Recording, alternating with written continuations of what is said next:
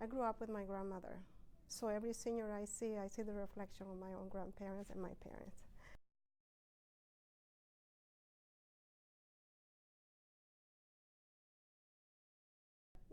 You have to be human not to fall in love with them and get attached to them.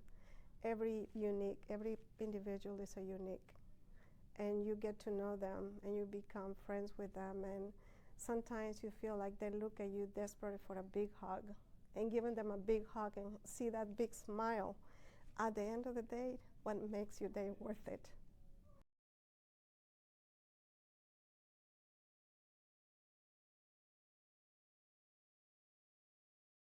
It's sad, and I've seen at the nursing homes, places where I follow them and going to visit them.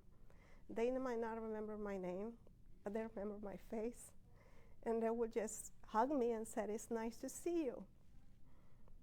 And those things are priceless.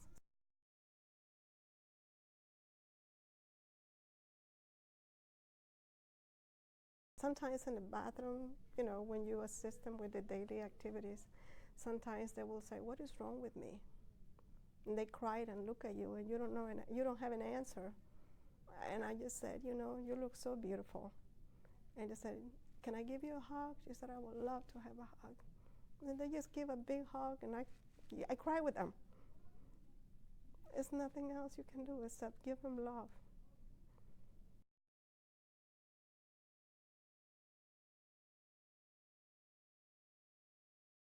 Wherever I go, I do the same way.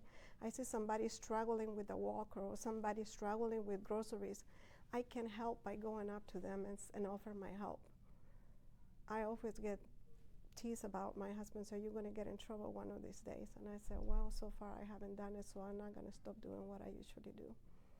And it's just being compassionate and share the love that you feel in your heart, and be human.